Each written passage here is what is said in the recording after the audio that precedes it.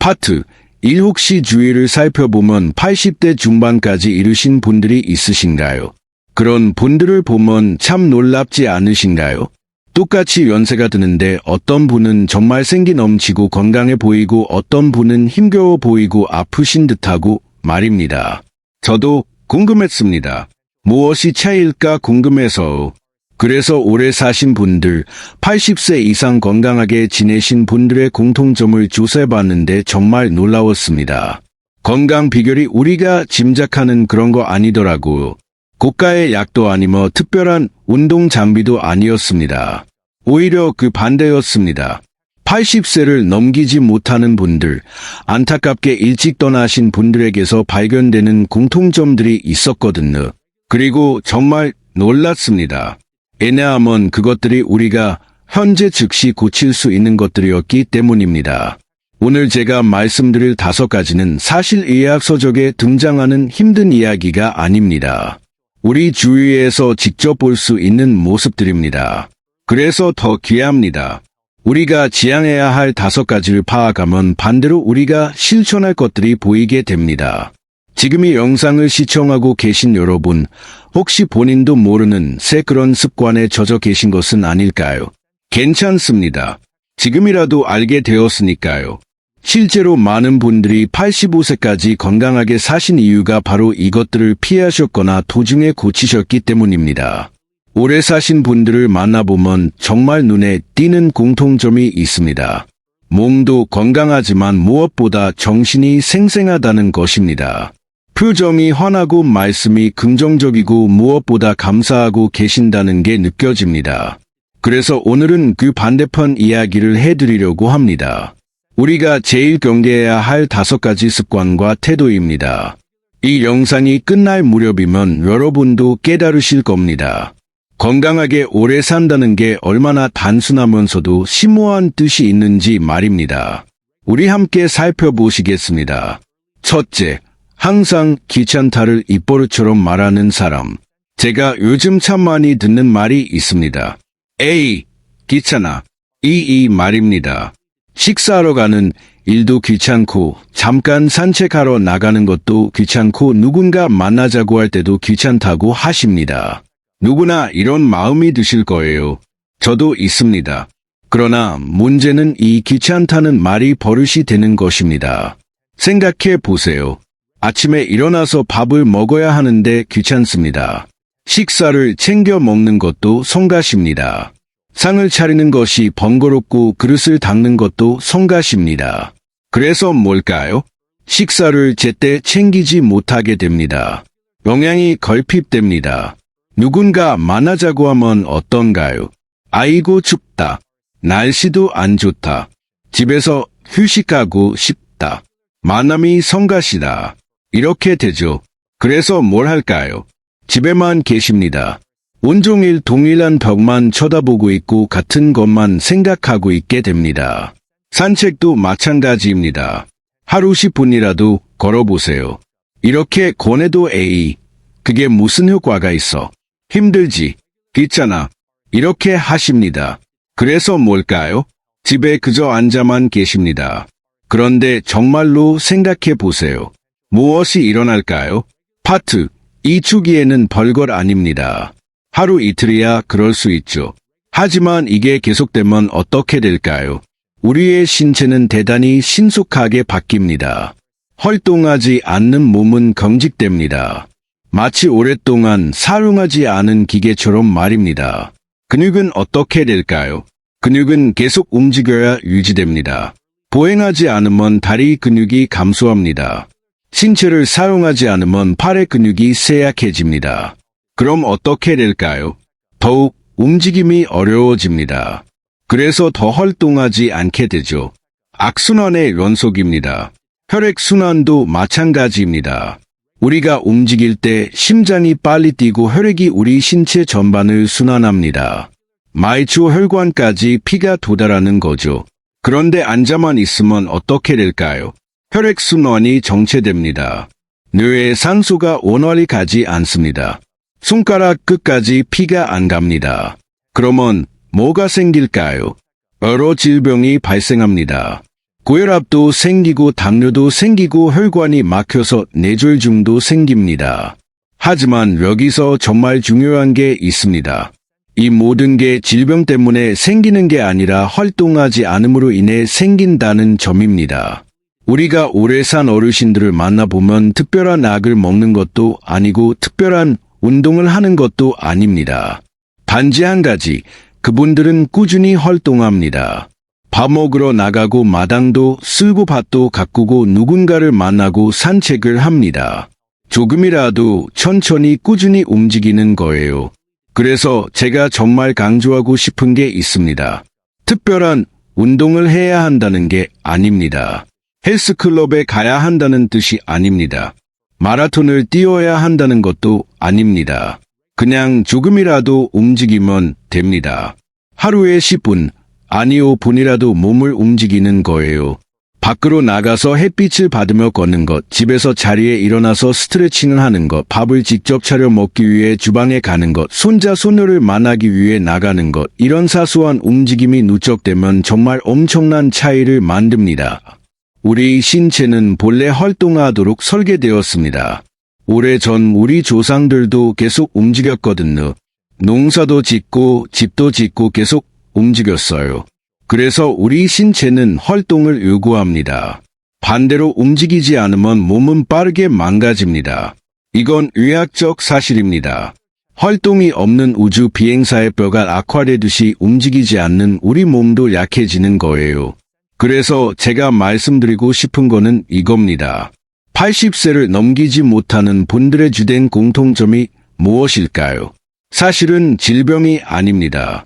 활동하지 않는 것입니다. 귀찮다고 움직이지 않다 보니 질병도 많아지고 결국 몸이 빠르게 약해지는 거예요. 그런데 정말 희망적인 소식도 있습니다.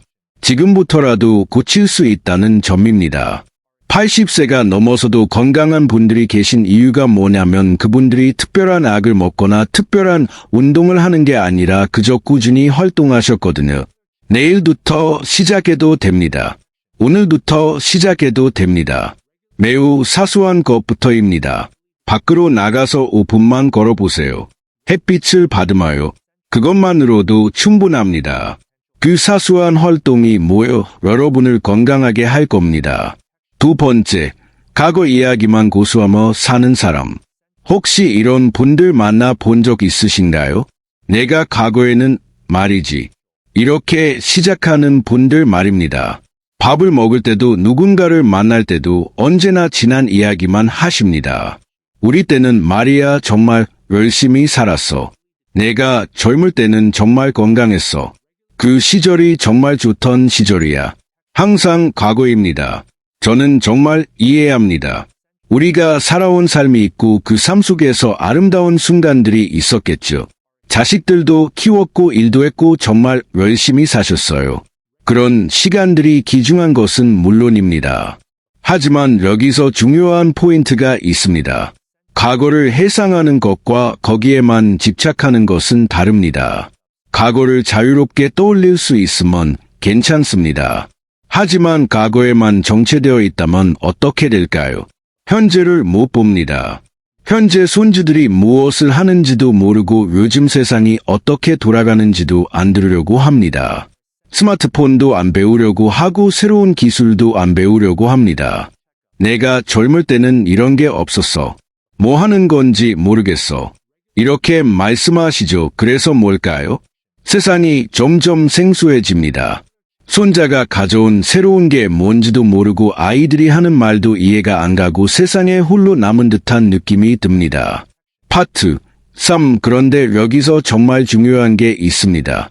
이것이 단순한 정신적 문제가 아니라는 점입니다. 실제로 우리 뇌에 엄청난 영향을 미칩니다.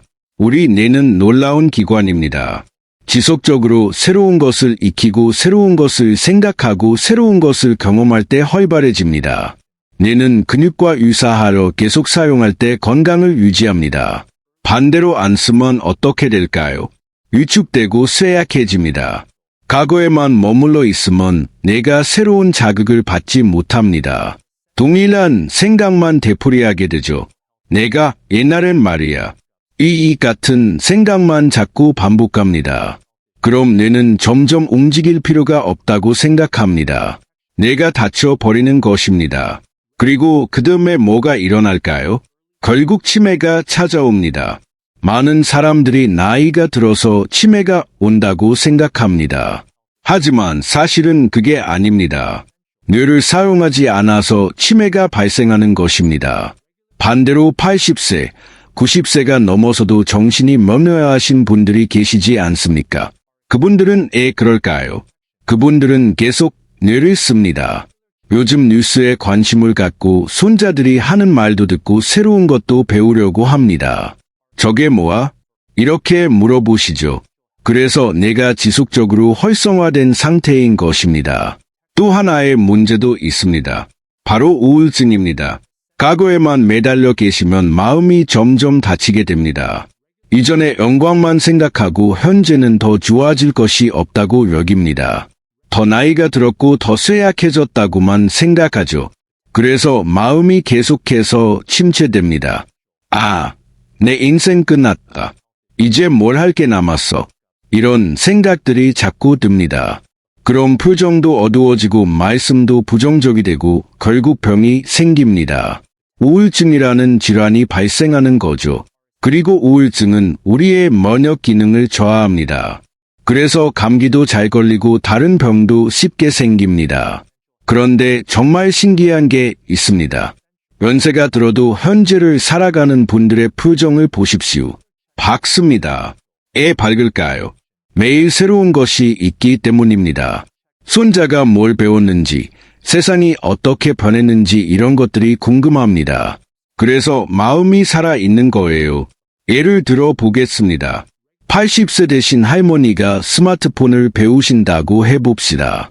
뭐 이런 게 필요해라고 할 수도 있습니다. 하지만 배우고 나면 어떻게 될까요? 아, 이렇게 손자와 영상 통화를 할 수 있네.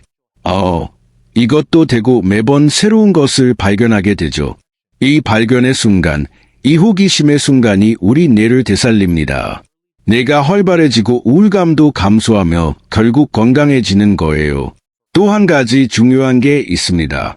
과거에만 머물러 있으면 다른 이들과의 관계도 소원해집니다. 자식들이 뭘 이야기해도 그건 몰라. 우리 때는 달랐어. 이렇게만 하면 아이들도 대화를 꺼리게 됩니다. 손자들도 할머니, 할아버지 집에 가기 싫어지죠. 반대로 아이들의 이야기를 듣고 그래, 요즘엔 그렇구나. 나도 배워봐야겠는데. 이렇게 하면 아이들이 좋아합니다. 대화가 지속됩니다. 관계가 돈독해집니다. 아이들도 자꾸 찾아오게 되죠. 그래서 저는 정말 강조하고 싶습니다. 과거를 잊으라는 게 아닙니다. 과거는 우리 인생의 일부이고 그것을 소중히 간직하는 건 맞습니다. 하지만 그곳에만 머물면 안 된다는 것입니다. 현재를 살아야 합니다. 현재 이 순간을 체감하고 현재 세상을 호기심 있게 보고 현재 사람들과 연결되어야 합니다. 80세를 훨씬 넘어서 건강하게 사신 분들의 특징이 뭘까요? 그분들은 언제나 호기심 어린 눈빛을 지니고 계십니다.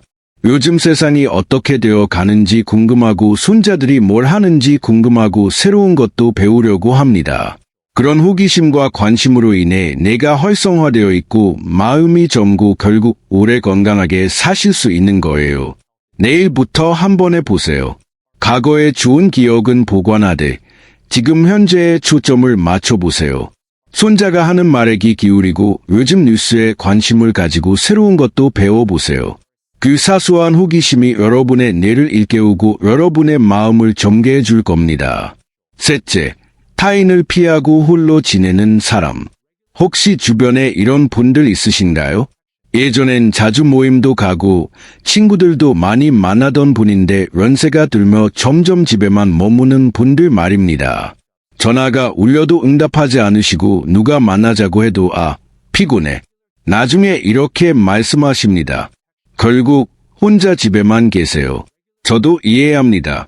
나이가 들면 피로도 느껴지고 밖에 나가는 게 번거롭기도 하고 혹시 타인에게 폐가 될까 봐 염려되기도 하죠. 그래서 혼자만 계시려고 합니다. 홀로 있는 것이 안락하기도 하고 하지만 여기서 정말 중요한 구분이 있습니다.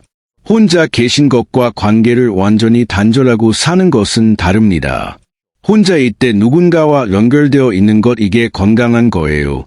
하지만 인연을 끊고 완전히 홀로만 지내시는 분들이 있습니다. 그게 문제입니다. 문제일까요? 여러 이유가 있습니다. 우선 대화가 감소합니다. 누구하고도 대화를 안 하고 혼자만 계시면 어떻게 될까요? 매일 동일한 덕만 바라보게 됩니다. 매일 같은 생각만 계속 반복합니다. 누군가와 대화할 때 우리는 자꾸 새로운 생각을 하게 됩니다. 상대방의 이야기를 경청하고 그것에 답하며 웃고 반박하기도 합니다. 이런 과정이 우리 뇌를 활성화합니다. 반대로 혼자만 계시면 뇌가 자극을 못 받습니다. 같은 생각만 계속 반복하다 보면 뇌의 활동이 감소합니다. 인지 기능도 저하됩니다. 그리고 결국 뭐가 생길까요? 인지 기능이 저하되면 결국 그 경로는 치매로 향하는 길입니다. 사또하나 웃음이 줄어듭니다. 타인과 함께 있을 때 우리는 미소 짓습니다. 재미있는 이야기도 하고 웃고 때론 즐거운 시간을 보냅니다. 웃음이 얼마나 중요한 줄 아세요? 웃음은 실로 훌륭한 약입니다. 행복 호르몬이 분비됩니다. 이 호르몬이 우리의 면역 기능을 향상시킵니다. 하지만 혼자만 계시면 웃을 일이 거의 사라집니다. 웃을 사람도 없고 웃을 일도 별로 없어집니다. 그럼 표정도 점차 경직됩니다. 마음도 어두워집니다. 매일 같은 경험, 같은 생각만 하다 보니 인생이 무미건조하게 보입니다. 감정의 교류도 마찬가지입니다. 사람과 만날 때 우리는 감정을 주고받습니다. 타인의 말에 공감하기도 하고 상대방의 기분을 읽으려고 노력합니다. 이런 과정들이 우리를 더 인간답게 만들고 우리의 마음을 풍성하게 만듭니다. 하지만 혼자만 계시면 이런 감정 교류가 없어집니다. 누군가와 공감할 일도 없고 누군가를 도와줄 일도 없고 누군가에게 도움을 받을 일도 없어집니다. 그럼 마음이 메말라 갑니다. 공허한 느낌이 듭니다. 그리고 정말 중요한 게 있습니다. 이 모든 게 직접적으로 면역 기능에 영향을 미친다는 거죠. 의학적으로 증명된 사실입니다. 고독감은 질병입니다. 외로움이 장시간 지속되면 우리 몸의 면역 기능이 저하됩니다. 스트레스 호르몬인 코르티솔이 다량 분비됩니다. 이 호르몬이 높아지면 우리 면역 세포들이 본연의 역할을 수행하지 못합니다. 그래서 병이 더 쉽게 찾아옵니다. 감기도 잘 걸리고 독감도 잘 걸리고 다른 질환도 더 쉽게 생깁니다. 우리 몸이 밖의 위험으로부터 자신을 보호할 능력이 떨어지는 거죠. 혼자만 계시면 또 다른 문제도 생깁니다. 아무도 챙겨주지 않으니까 건강 관리에도 무심해집니다. 밥도 제때 못 챙겨 먹고 약도 챙기지 못할 수 있습니다. 혹시 긴급한 상황이 생겨도 도움을 줄 사람이 없습니다. 넘어지면 누가 도와주나요? 아플 때 누가 옆에 있어주나요? 그래서 참으로 안타까운 일들이 생깁니다. 혼자 집에서 넘어져서 도움을 못 받고 계신 분들, 아파도 병원을 못 가시는 분들, 이런 분들이 많습니다. 단순히 신체적 건강 문제만이 아니라 정신적으로도 자신을 돌봐주는 이가 없다는 생각이 드는 것입니다. 그럼 더 힘들어집니다. 반대로 80세를 훨씬 넘어서 건강하게 사신 분들을 보세요. 무엇이 가장 눈에 띌까요? 그분들은 타인과 관계를 맺고 있습니다. 아이들과도 자주 통화하고 친구들과도 만나고 손자들도 자주 찾아옵니다. 또한 그분들은 누군가를 필요로 합니다. 자신이 도움을 줄 수 있는 존재라는 인식이 있으신 겁니다. 손자가 밥을 먹으러 올 때를 위해 맛있는 반찬을 준비하시고 수녀가 상담을 받고 싶을 때를 위해 언제나 귀를 기울이고 계십니다. 이러한 역할이 존재하는 것입니다. 누군가에게 필요하다는 느낌은 정말 큽니다. 이것이 우리를 살아가게 합니다. 내가 누군가에게 필요하다. 내가 누군가를 도울 수 있다. 나는 혼자가 아니다. 이런 생각이 건강함의 온천입니다. 그리고 또 하나 중요한 게 있습니다. 타인과 함께할 때 우리는 계속해서 밖으로 향하게 됩니다. 친구를 만나러 가고 손자를 만나러 가고 모임에 가고 이렇게 밖으로 나가면 햇볕도 쬐고 새로운 자극도 얻고 운동도 하게 됩니다. 하지만 혼자만 계시면 집에만 있게 됩니다. 햇볕도 못 받고 새로운 자극도 못 받고 운동도 못 하게 되죠. 그럼 건강이 떨어질 수밖에 없습니다. 그래서 참으로 가슴 아프지만 현실입니다. 혼자 집에만 있으신 분들이 더 신속하게 아프고 더 신속하게 쇠약해진다는 거죠. 반대로 누군가와 계속 연결되어 있으신 분들이 더 건강하고 더 오래 사신다는 거예요. 누군가는 이렇게 말할 수도 있습니다. 나는 만날 이가 없는데 나는 애톨인데 정말 그럴 수도 있습니다. 하지만 정말 생각해 보세요. 정말 아무도 없을까요? 혹은 이렇게 시작해 볼 수도 있습니다. 종교 단체에 가본다. 경로당에 방문해 본다. 같은 또래분들을 만날 수 있는 곳이 있습니다. 처음에는 서먹할 수 있으나 가다 보면 자연스럽게 관계가 생깁니다. 혹은 가족에게 조금 더 마음을 개방해 보세요. 자식이나 손자가 만나자고 할 때 좋다고 응답해 보세요.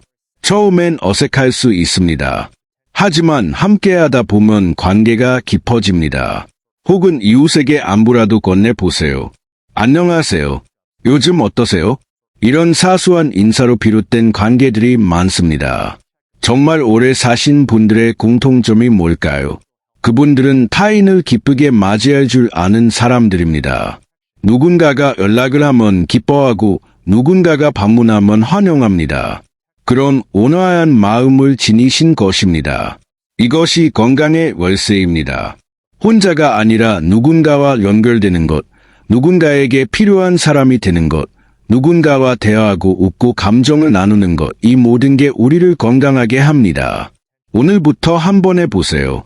혼자만 계실 생각을 조금 내려놓고 누군가에게 연락을 해보세요. 안녕하세요. 요즘 어떠세요? 이런 간단한 연락으로 그 작은 연결이 여러분을 건강하게 만들 겁니다. 그리고 그 누군가도 기뻐할 겁니다. 넷째, 나는 이제 늙었다며 자신을 포기하는 사람. 혹시 거울에 비친 자신을 보다가 이런 생각이 든 적 있으신가요? 아, 나 정말 나이가 들었구나. 이제 더 이상 뭘 할 수 있을까? 이제 내 인생 끝이구나. 이런 생각들 말입니다. 정말 현실적으로 생각해 보세요. 나이가 들면 뭐가 변할까요? 기력이 감소합니다. 그렇습니다. 예전처럼 오래 일을 할 수 없습니다. 예전처럼 빨리 움직일 수 없습니다. 시력도 조금 떨어지고 청력도 떨어집니다. 이것은 자연스러운 현상입니다. 이건 누구나 겪습니다.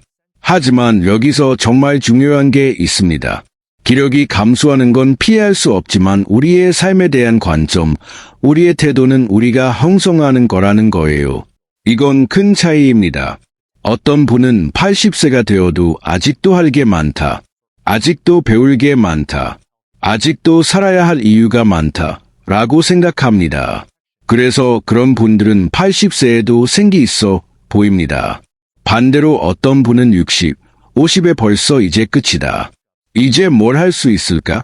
이제 죽기만 기다린다고 생각합니다. 그래서 그런 분들은 50, 60에도 이미 늙어 보입니다.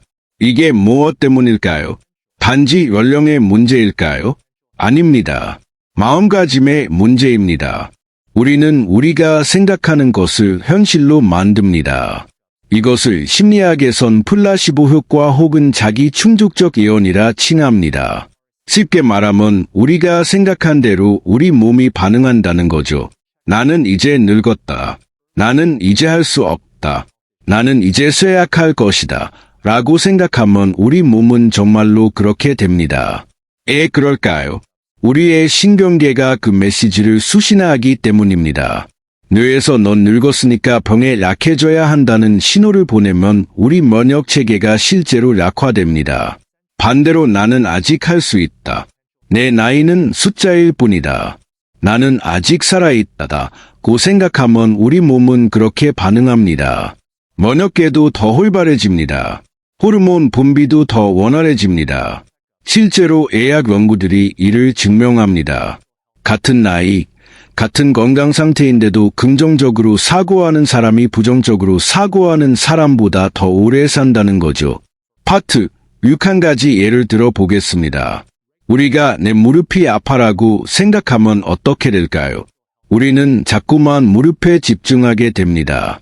무릎을 더 아끼려고 하고 움직임도 더 조심하게 됩니다. 그래서 무릎을 덜 사용하게 됩니다. 덜 쓰면 어떻게 될까요? 근육이 약해집니다. 더 아파집니다. 그런데 반대로 내 무릎 괜찮아. 조금 불편하지만 계속 쓸 수 있어. 라고 생각하고 계속 걷고 움직이면 어떻게 될까요? 근육이 보존됩니다. 혈액순환이 좋아집니다. 오히려 나아집니다. 그래서 우리의 마음가짐, 우리의 생각이 얼마나 중요한지 아시겠죠? 나는 이제 늙었어라는 생각의 문제점은 뭘까요?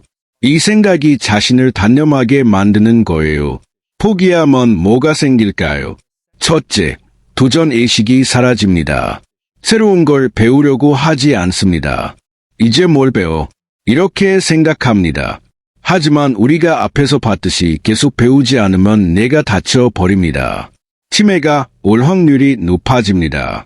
둘째, 활동량이 감소합니다. 내가 뭘 할 수 있을까?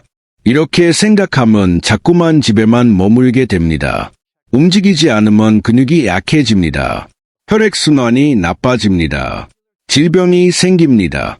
셋째, 인간관계가 소원해집니다. 나는 이제 아무것도 할 수 없는 사람이다. 내가 누군가에게 무슨 도움이 될 수 있을까? 이렇게 생각하면 자꾸만 누군가를 피하게 됩니다. 그래서 앞에서 봤듯이 고독감이 생기고 면역 기능이 저하됩니다. 넷째, 우울감이 발생합니다. 나는 이제 끝이다. 라는 생각은 자연스럽게 우울함을 가져옵니다. 인생에 희망이 없다고 느껴집니다. 그런 표정이 어두워집니다. 말씀도 부정적이 됩니다. 이 모든 것이 함께 작용하면 어떻게 될까요? 정말로 신속하게 노화됩니다. 몸이 빠르게 약해집니다. 질병이 생깁니다. 그런데 정말 역설적이지만 이렇게 되는 건 연령 때문이 아닙니다. 태도 때문입니다. 자기 자신을 포기했기 때문입니다. 반대로 생각해 보세요. 80세, 90세가 넘어서도 건강하고 활기찬 분들은 어떤 분들일까요? 그분들은 여전히 목적이 있습니다. 손자를 저 정도로 키워야 한다. 아직도 배울 게 많다.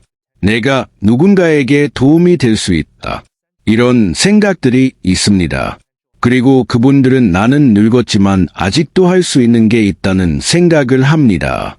체력이 줄었으니까 예전처럼 못하지만 다른 방법으로 가능하다고 여기시는 것입니다. 예를 들어 예전처럼 밭을 갈 순 없지만 손자와 함께 작은 화분에 꽃을 심을 순 있다고 생각합니다. 예전처럼 오래 일은 못하지만 하루 30분씩 나가서 산책할 수는 있다고 생각합니다. 이런 사소한 생각의 다름이 실로 큰 차이를 야기합니다. 또한 그분들은 자신의 나이를 받아들입니다. 나는 80세다. 그래, 내 체력은 줄었다. 하지만 이건 자연스러운 거야. 이 연령에서 가능한 것이 뭐라면 되지, 라고 생각합니다. 이것과 나는 80세다. 이제 끝이다. 라는 사고는 전적으로 다릅니다. 정말 중요한 건 이겁니다. 우리는 나이를 바꿀 수 없습니다. 하지만 우리는 연령에 대한 우리의 자세를 바꿀 수 있습니다. 우리는 마음을 바꿀 수 있습니다. 한 분의 예를 들어 보겠습니다. 90세가 되신 한 할머니는 매일 아침 일어나면서 이렇게 말씀하신다고 합니다. 오늘도 생명이 있네. 오늘도 고마운 하루가 될 거야. 이 말씀과 함께 하루를 시작하신다고 해요. 그 할머니는 80대부터 새로운 취미를 시작하셨다고 합니다. 요즘 사람들이 뭘 하는지 배우고 싶어서 스마트폰도 배우셨고 유튜브도 보신다고 해요. 가끔 손녀가 올려놓은 영상도 보신다고 합니다. 그리고 90을 넘으신 지금도 매주 한 번씩 친구들을 만나신다고 합니다. 만날 때면 그 친구들이 얼마나 좋아하는지 모른다고 하셨어요. 이 할머니가 특이한가요? 아닙니다. 다만 스스로를 단념하지 않으신 거예요. 나는 아직도 살아있다. 아직도 배울 수 있다. 아직도 누군가에게 도움이 될 수 있다는 생각을 가지고 계신 거죠. 그래서 그 할머니는 90세에도 눈빛이 빛납니다. 표정이 밝습니다. 말씀도 긍정적입니다. 그리고 건강합니다. 우리 모두가 이렇게 될 수 있습니다. 정말입니다. 지금 이 영상을 보고 계신 여러분, 혹시 나는 이제 늙었다는 생각이 자리 잡고 있진 않으신가요? 혹은 이제 뭘 할 수 있을까라는 생각이 있진 않으신가요? 그렇다면 오늘부터 그 생각을 조금씩 바꿔보세요. 나는 아직 늦지 않았다는 것이 아니라 내 나이는 이만큼이지만 내 마음과 의지는 내가 만드는 거다라고 생각해 보세요. 아침에 일어날 때 오늘도 생명이 있다. 오늘도 무언가 할 수 있을 듯한데라고 생각해 보세요. 이런 작은 생각이 정말 큰 변화를 만듭니다. 이제 뭘 할 수 없다는 생각에서 나는 이제 무엇을 해볼까? 라는 생각으로 전환해 보세요. 정말 이 하나의 변화가 여러분의 인생을 바꿀 겁니다. 여러분의 몸을 바꿀 겁니다. 여러분의 건강을 바꿀 겁니다. 80세를 넘게 건강하게 사신 분들의 비결이 뭘까요? 그건 특별한 약물도 아니고 특별한 운동도 아닙니다. 그건 바로 나는 여전히 할 수 있다는 마음가짐입니다. 그 마음이 여러분을 일어나게 하고 그 마음이 여러분을 밖으로 나가게 하고 그 마음이 여러분을 누군가와 만나게 하고 그 마음이 여러분을 계속 배우게 합니다. 오늘부터 시작해보세요. 지금부터라도 거울을 보며 이야기해보세요. 나는 아직 늦지 않았다. 내 마음은 내가 정한다. 나는 아직도 할 수 있다. 이 말씀이 여러분의 몸에 신호를 보낼 겁니다. 여러분의 면역체계를 일깨울 것입니다. 여러분의 뇌를 깨울 겁니다. 그리고 그 신호가 모여서 여러분을 정말 건강하고 활기찬 80대, 90대로 만들어줄 거예요. 파트 75째, 감사를 망각한 사람. 혹시 이런 분들 주변에서 만나본 적 있으신가요? 만나기만 하면 불만이 나오는 분들 말입니다. 이 세상 참 혼란스럽네. 뭐 하나 제대로 되는 게 없어. 옛날이 더 좋았어. 지금 세상 정말 엉망이야. 나 정말 운이 없어. 내 인생 정말 힘들어. 항상 불만입니다. 진심으로 공감합니다. 우리가 살면서 힘든 일도 많고 억울한 일도 많고 화나는 일도 많죠. 그래서 불만이 나올 수 있습니다. 하지만 문제는 이 불만이 버릇이 되는 거예요. 매일 아침 일어나면 불만이 먼저 나오고 하루 종일 불평을 하고 밤에 자기 전에도 불만을 토로하며 하루를 끝내는 겁니다. 이게 정말 문제입니다. 문제일까요? 단순히 기분이 안 좋아서만이 아닙니다. 실질적으로 우리의 건강을 손상시키기 때문입니다. 먼저 표정을 보세요. 불만이 많은 사람의 표정과 감사하는 사람의 표정은 전적으로 다릅니다. 불만이 많은 분들은 입꼬리가 계속해서 처집니다. 눈썹도 자꾸 찌푸려집니다. 마치 자꾸만을 보는 것 같은 표정이 되어요. 이 표정이 자꾸 반복되면 얼굴의 근육이 그 형태로 경직됩니다. 그래서 표정이 점점 더 굳어지는 거예요. 반대로 감사하는 분들의 표정을 보십시오. 입꼬리가 상승해 있습니다. 눈도 반짝입니다.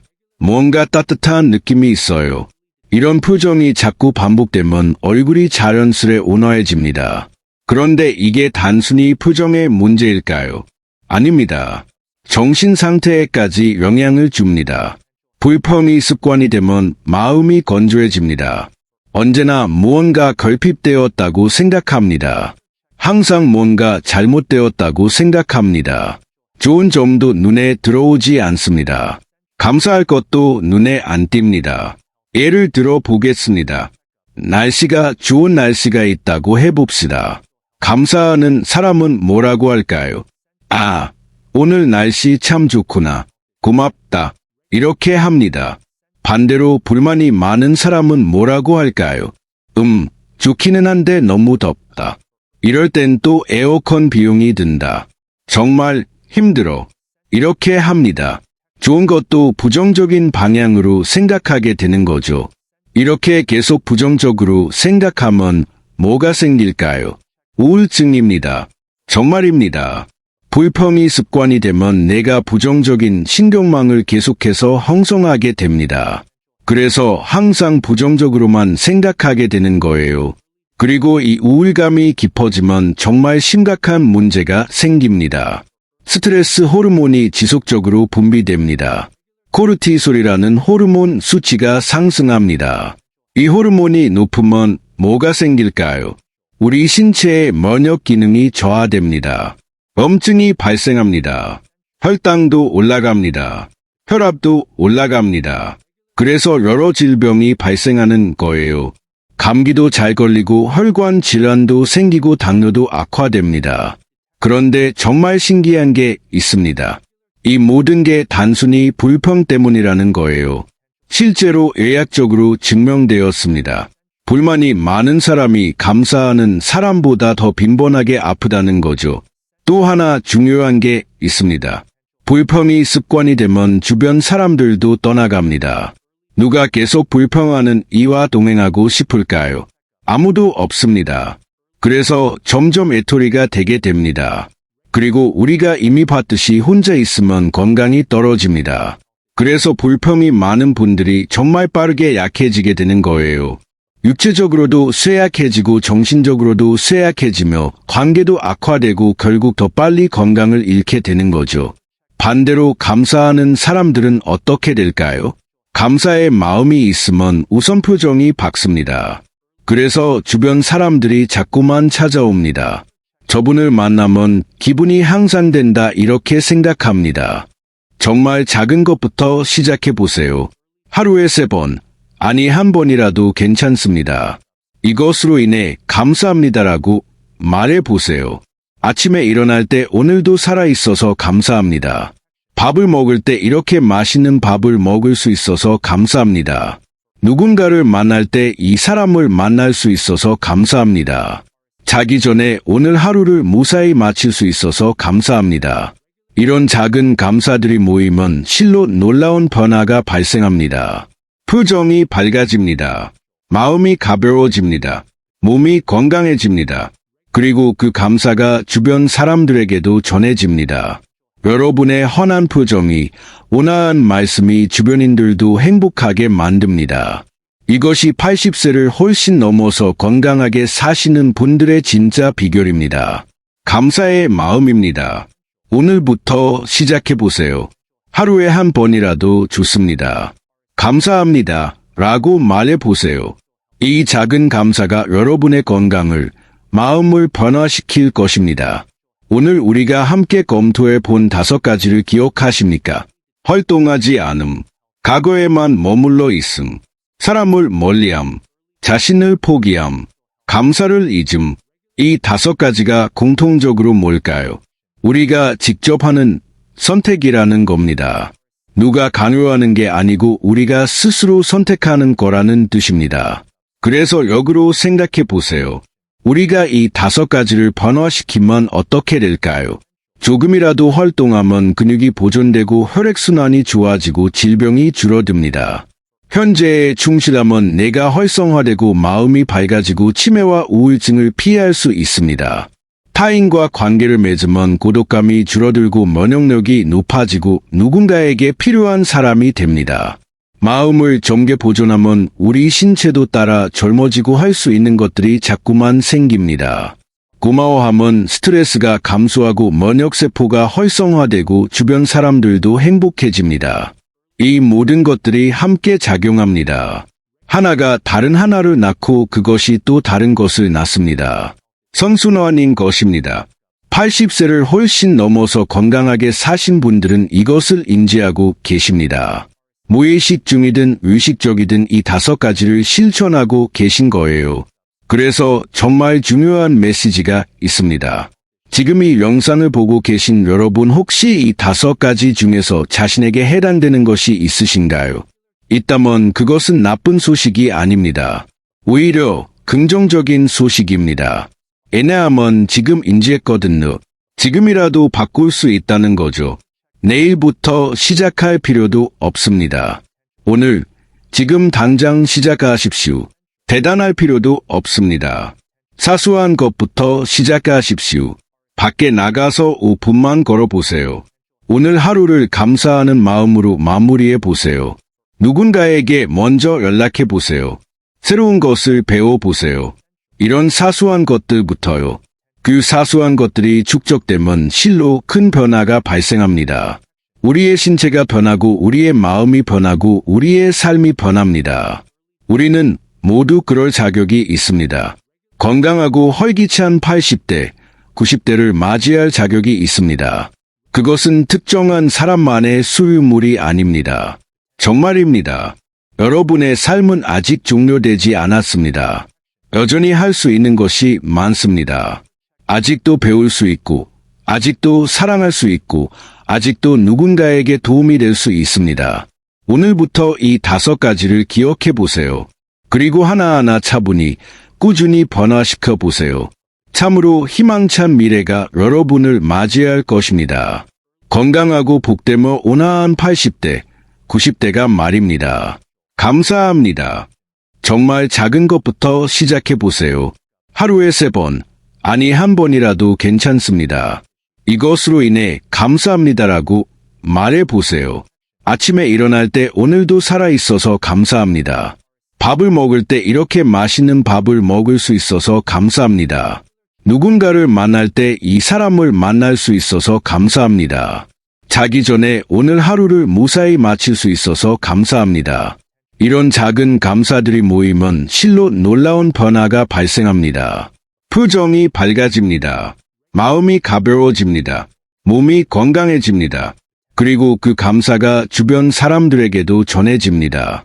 여러분의 환한 표정이, 온화한 말씀이 주변인들도 행복하게 만듭니다. 이것이 80세를 훨씬 넘어서 건강하게 사시는 분들의 진짜 비결입니다. 감사의 마음입니다. 오늘부터 시작해 보세요. 하루에 1번이라도 좋습니다. 감사합니다. 라고 말해 보세요. 이 작은 감사가 여러분의 건강을, 마음을 변화시킬 것입니다. 오늘 우리가 함께 검토해 본 5가지를 기억하십니까? 활동하지 않음, 과거에만 머물러 있음, 사람을 멀리함, 자신을 포기함, 감사를 잊음. 이 5가지가 공통적으로 뭘까요? 우리가 직접 하는 선택이라는 겁니다. 누가 강요하는 게 아니고 우리가 스스로 선택하는 거라는 뜻입니다. 그래서 역으로 생각해 보세요. 우리가 이 5가지를 변화시키면 어떻게 될까요? 조금이라도 활동하면 근육이 보존되고 혈액순환이 좋아지고 질병이 줄어듭니다. 현재에 충실하면 뇌가 활성화되고 마음이 밝아지고 치매와 우울증을 피할 수 있습니다. 타인과 관계를 맺으면 고독감이 줄어들고 면역력이 높아지고 누군가에게 필요한 사람이 됩니다. 마음을 정게 보존하면 우리 신체도 따라 젊어지고 할 수 있는 것들이 자꾸만 생깁니다. 고마워하면 스트레스가 감소하고 면역세포가 활성화되고 주변 사람들도 행복해집니다. 이 모든 것들이 함께 작용합니다. 하나가 다른 하나를 낳고 그것이 또 다른 것을 낳습니다. 선순환인 것입니다. 80세를 훨씬 넘어서 건강하게 사신 분들은 이것을 인지하고 계십니다. 무의식 중이든 의식적이든 이 5가지를 실천하고 계신 거예요. 그래서 정말 중요한 메시지가 있습니다. 지금 이 영상을 보고 계신 여러분 혹시 이 5가지 중에서 자신에게 해당되는 것이 있으신가요? 있다면 그것은 나쁜 소식이 아닙니다. 오히려 긍정적인 소식입니다. 왜냐하면 지금 인지했거든요. 지금이라도 바꿀 수 있다는 거죠. 내일부터 시작할 필요도 없습니다. 오늘, 지금 당장 시작하십시오.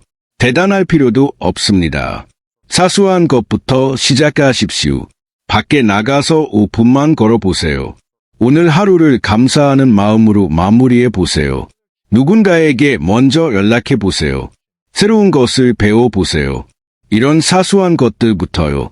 그 사소한 것들이 축적되면 실로 큰 변화가 발생합니다. 우리의 신체가 변하고 우리의 마음이 변하고 우리의 삶이 변합니다. 우리는 모두 그럴 자격이 있습니다. 건강하고 활기찬 80대, 90대를 맞이할 자격이 있습니다. 그것은 특정한 사람만의 소유물이 아닙니다. 정말입니다. 여러분의 삶은 아직 종료되지 않았습니다. 여전히 할 수 있는 것이 많습니다. 아직도 배울 수 있고, 아직도 사랑할 수 있고 아직도 누군가에게 도움이 될 수 있습니다. 오늘부터 이 5가지를 기억해 보세요. 그리고 하나하나 차분히 꾸준히 변화시켜 보세요. 참으로 희망찬 미래가 여러분을 맞이할 것입니다. 건강하고 복되며 온화한 80대, 90대가 말입니다. 감사합니다.